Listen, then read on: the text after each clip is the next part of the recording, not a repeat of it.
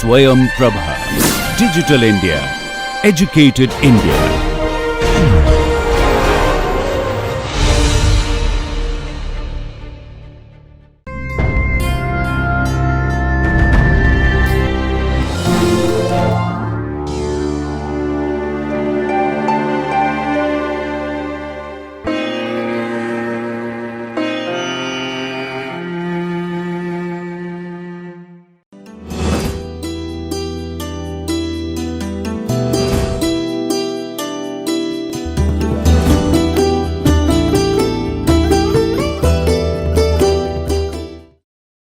Hello viewers, welcome back to this course on food security. We are discussing about ESD's role in food security. So we are discussing about the poverty, then what are the drawbacks of lack of jobs and pandemic effects. So many things we are talking about. So to just to recapitulate all the things, now how can we enhance our food security? So there are so many techniques that we have already discussed. Now another technique, as we can see, that is the drip irrigation. Drip irrigation and solar energy panels. So these two things can also lead to the conservation of the natural resources, especially in the field of agriculture and food security. So however, more and more investment is also required to be given. So investment is needed so as to enhance the distribution of climate resilient crops, to deal with the temperature variation, to deal with any kind of climatic fluctuations, etc. So we need to invest more in the research, in the development, in the latest technology, that is which would be more climate resilient. So next, providing subsidies for the certain crops to the farmers, which that means as they are having some kinds of that means how to reconsider, that is there are some kind of substitutes, they are also having the adverse impact on the natural resources. So how to reduce that negative impacts, that means in terms of soil erosion or soil deteriorating the soil quality, etc. So how to we have to reconsider, that means evaluate again before providing subsidies for certain crops. So then sometimes government also must continue to render the support in forms of the agricultural credit and subsidies, then inputs and disaster reliefs and microfinance, micro insurance, all kind of the crops, etc., livestock, etc.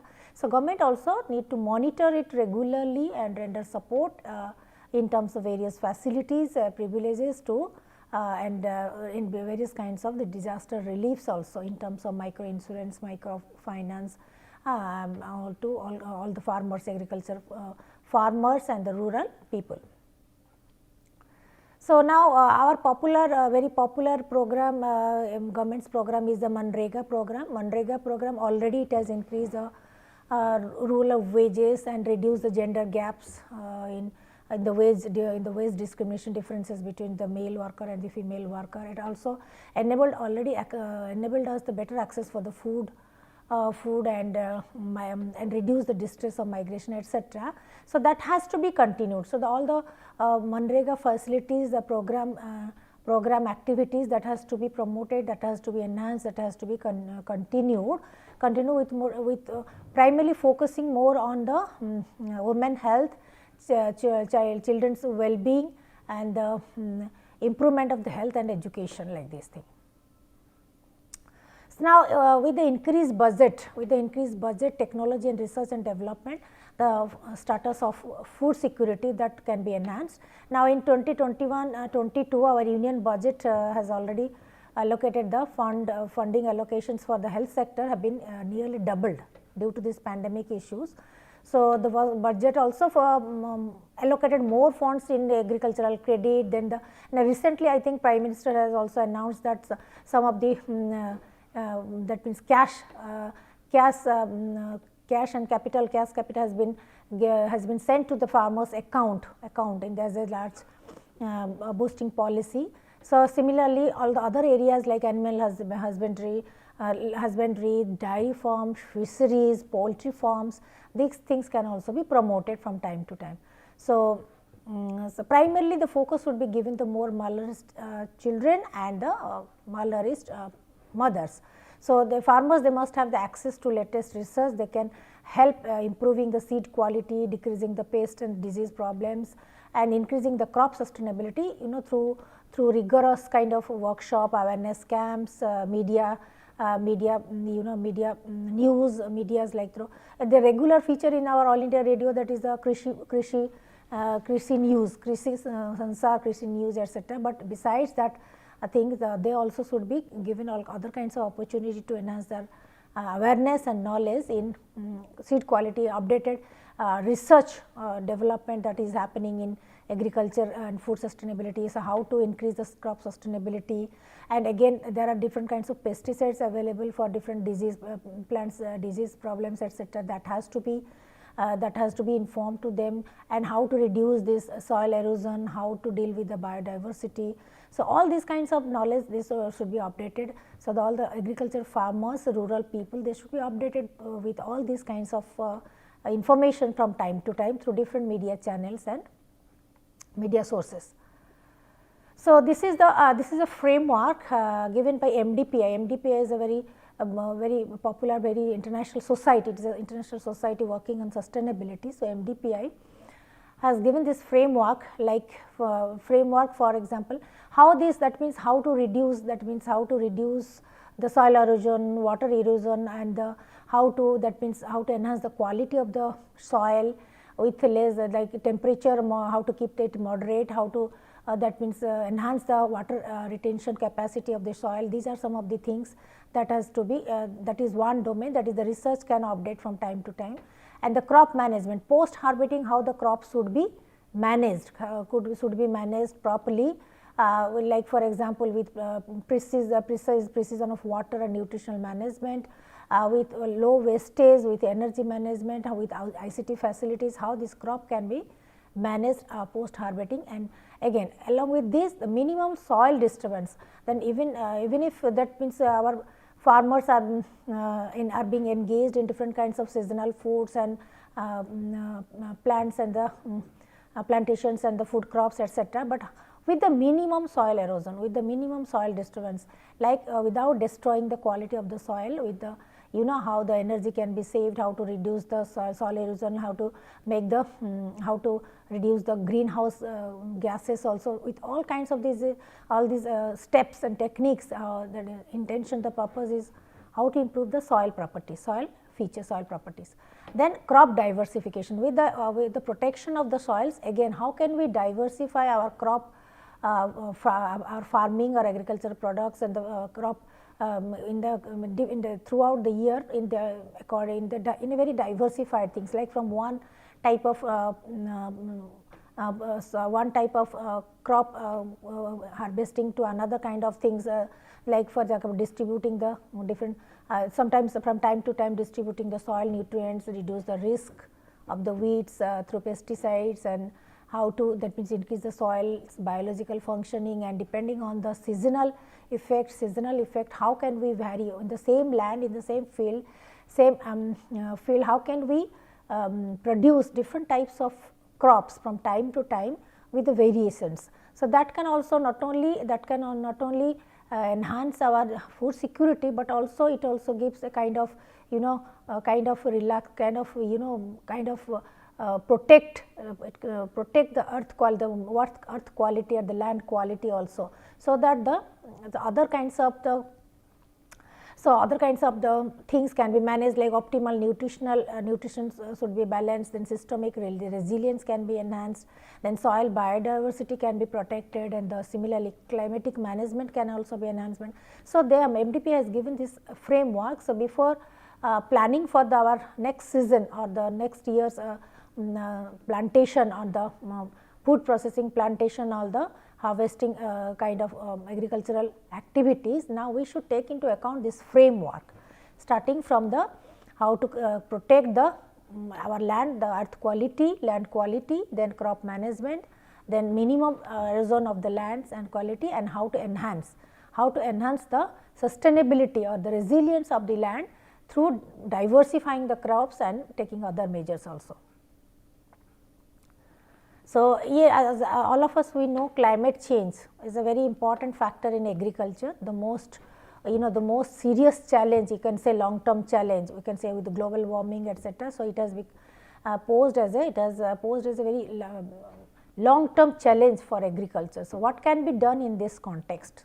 So, what can be done? Wheat displacement. Wheat displacement is such a thing, like for example, we can also go for other kinds of crops. We can go for other kinds of crops, as we have just discussed about diversifying our crops, like for example, millets, then the potatoes, yams and cassava, then you can say our dahlia, that means all kinds of other kinds of crops, bajra, these kind of things can be planted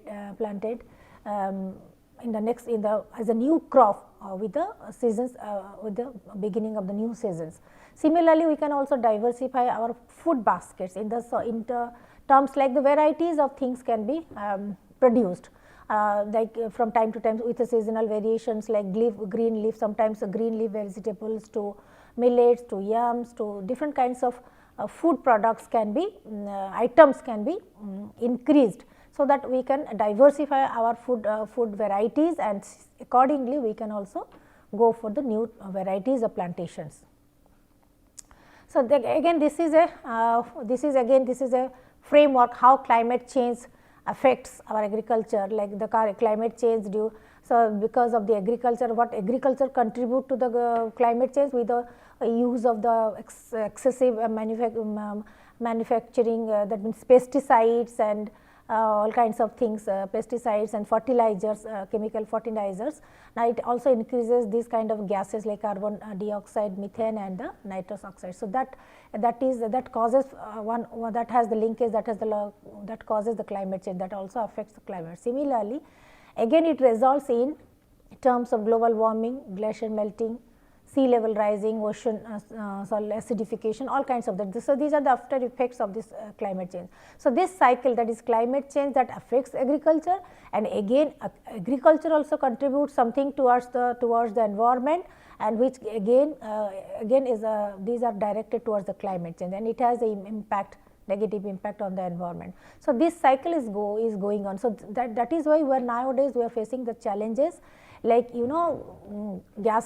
emission of the greenhouse gases. This is the biggest challenge, emission of the greenhouse gases, and again food production for the increasing population. Again, more and with increasing population, our food demand requirement also increases like anything. So, in order to meet these challenges, one is the greenhouse effect, another is the more demand for the food productions, and keeping intact the food safety and security. So, how can we adopt a sustainable framework for our agricultural products and practices?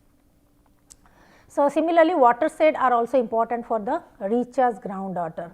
So, watersheds are also, but in terms of agricultural productions and in the short term, for example, farmers, they need to have the access to the water. So rainwater harvesting and other kinds of arrangements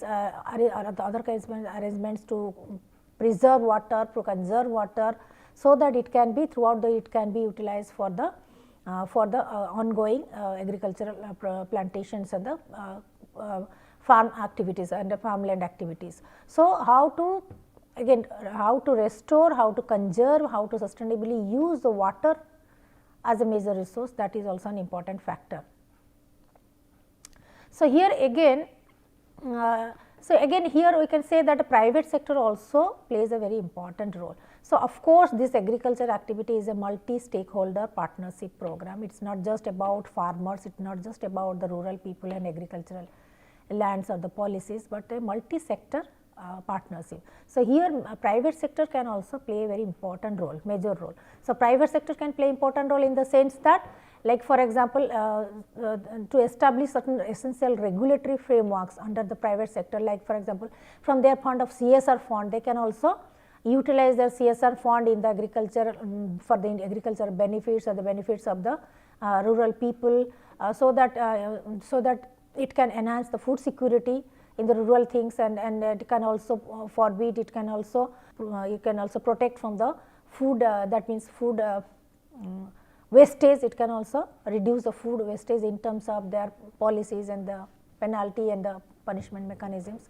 So, essential regulatory frameworks are also required to, that means to bring harmony in the society in terms of multi-stakeholder partnership like public effort, private sector's investment, then farmers effort, food security, and for again avenues for the food security, conservation, etc.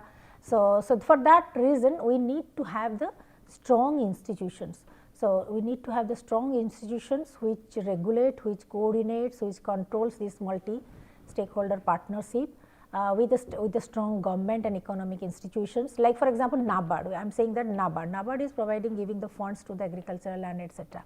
Similarly, like NABARD, if we can have other regulatory mechanisms or the institution which can not only manage and coordinate with the stakeholders, multiple stakeholders, but also can have an watch on the quality checkup, quality assurance, quality improvement, and reducing the wastage and enhancing the sustainability of the earth quality to the water resources, to all kinds of things. To coordinate all kinds of the activities, we must have the strong institutions, strong government, strong policies, and strong economic institutions also, who, that means along with the private sector and other stakeholders. So, they can monitor, regulate, and from time to time give us the feedback. So, in this food security also, private sector they contribute significantly, and they should also take up the responsibility of reducing this food wastage and enhancing the food security in terms of the local needs, global requirements and local needs, and how to work in harmony with the public efforts. So, and how to engage the people, the direct and indirect stakeholders, engage the people with enhancing the awareness of not to waste food items, and what taking care of the health, and cleanliness and sanitation and drinking water, all kinds of things. They should be educated from time to time. So, here again supporting the harmonious global trading institutions. Again, trade is also whatever we are producing, not just that we are keeping it, storing it for our own purpose, but we are also exporting it. So, the import and export transactions is trading that are being conducted by the global trading institutions. So, there are so definitely they are updated. We need to have the updated import policy, export policy to maintain the long term world peace, okay, like as per the requirement of the countries, different countries requirements, food grains, materials, etc. So, again due to that means due to some imbalance or due to some kind of conflict in the international scenario, sometimes some trade barriers also take place because of some other issues, political issues, and maybe defense or security reason issues also. So, trade barriers also sometimes arises, which has to be these trade barriers to be taken, that means conscientiously, that is to impose barrier on which items and which are the necessary, and on which items and not on other necessary items. So, therefore, that is why there must be a proper council, proper agency that is from establishment for this regulatory mechanism of trades and transactions, maintenance of harmonious global trading institutions. So, these things should be there, the councils or the regulatory bodies should be there to maintain the world peace and manage with these trade barriers wherever it exists. And the next is empowering the women to promote the food security. Definitely, as because the women take the major responsibility at the household activities. So, the starting from the cooking to the managing the food throughout the month, etc., managing the crops, managing the even in helping the agricultural land, etc. So, how to enhance, how to promote the food security and reduce the food wastage, all kinds of things. It also it's also very important factor, and the women should be educated and empowered, because they primarily deal with these kind of things at home. So, educating women and empowering them regarding this kind of thing, what is health consciousness or malnutrition, which type of crops, which type of foods consist of what type of proteins and nutrients and etc. So, what is food security, how this food security is being negatively affected by our each and every family's consumption rate, that has to be educated. So, education about the food and nutrition, not only the general education about the health consciousness, but also how to ensure the household security, food security. Then mothers, that is why mothers education is very important. And again also kind of thing, that means distributed practice of circulating and distributing the distributing the access and opportunities and the knowledge and information among the women society, like through focus group discussion, through through panchayat meetings, through women society, women cooperative societies also thing.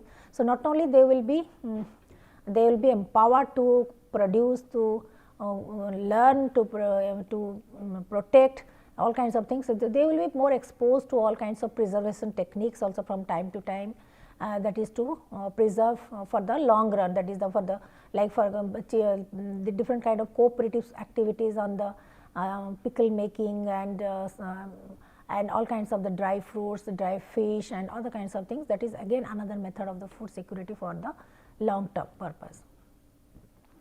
So another next the home gardening, sir, kitchen garden. All of us mostly we are very fond of kitchen gardens due to the scarcity of space and urbanization, etc. That has been limited. But again, now the terrace gardening is also very popular nowadays in cities. So home gardening, terrace gardening. So government also sometimes gives some kind of subsidies and the loans, etc. for maintaining this kind of kitchen gardens.